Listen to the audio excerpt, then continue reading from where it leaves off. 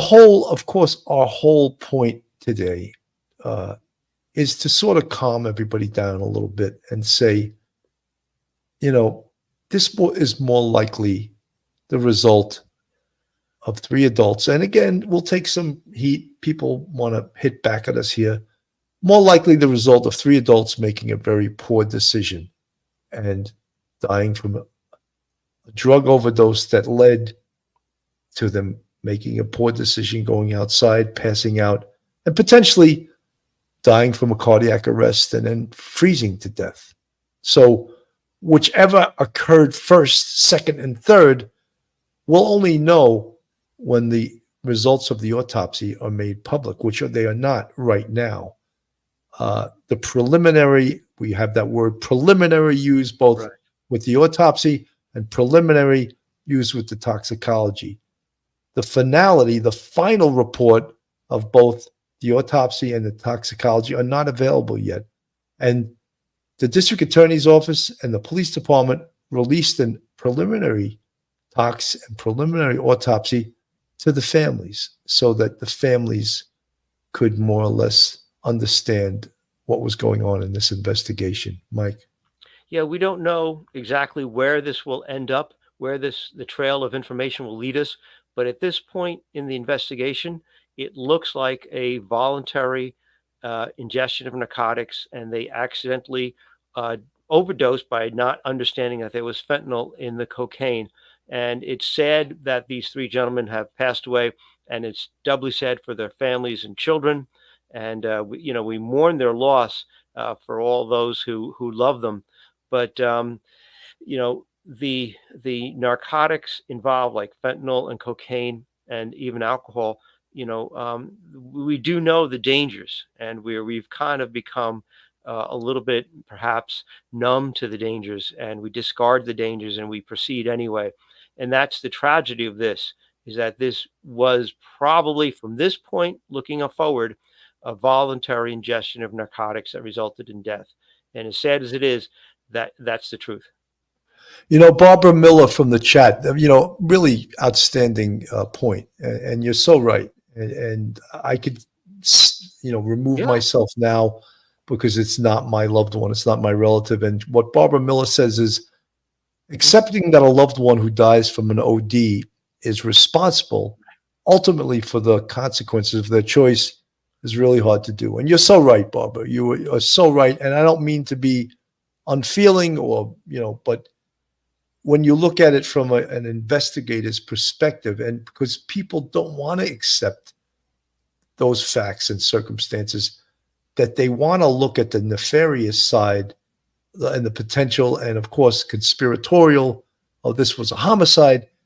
And I think when the investigation is completed, unless they can find out who supplied these drugs, that's what the determination will most likely be, is that these were four adults, one who didn't die from it, three adults that used illicit drugs. They had no idea it was laced with fentanyl.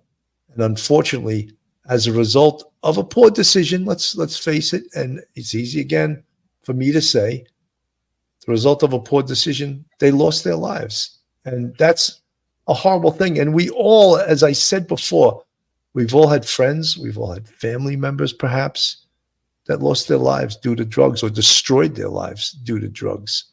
So we're not trying to be unfeeling or unsympathetic. We are, but we're also looking at the reality of what occurred here, Mike. Yeah, Billy, that's the hardest part, is to mourn loved ones and just come to a conclusion, but based on the facts, and and try to live with that. That's not easy, and no one is criticizing the gentleman involved whatsoever.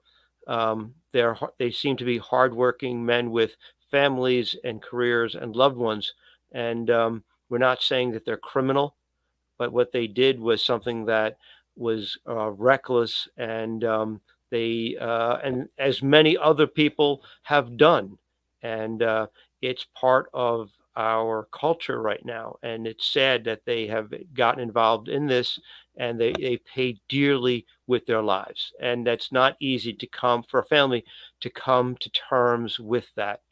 Not at all. It's very No difficult way. for people to come to terms with a loved one's death or addiction where it has ruined their lives, because there's always a lot of feelings of recrimination and anger and upsetness. 100%. Carol Vargas from the chat. This is just a very sad story. They just went to have a little fun and went way too far, partying way too long. And how or why they were outside, that's the issue. Maybe alive if inside still. Carol, thank you so much for that comment. And perhaps, we will know. Science will give us the answer as to what occurred here. But there's also the other side of this that, and that's the hard part that you guys are all saying, is that accepting the fact that your loved one made a conscious decision to do drugs and lost their life is hard. It's a hard thing to accept. You're right. Vamply Fire from the chat, accepting the fact that your loved one is secretly doing drugs is also hard to accept. 100% Vamply Fire, you are absolutely 100% correct. At some point, the police and the district attorney's office are going to give their final report to the family.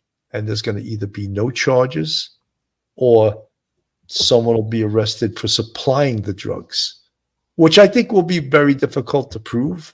But that's what, in essence, is going to occur. And at that point, when the decision is made as to what occurred here and who is responsible, who is liable, that's when we all must accept the findings of this investigation. And again, imagine across the country that every one of these cases that involve what later was determined to be a drug overdose was investigated to this level. Mike said earlier, we've seen this type of thing in our police careers all over the place.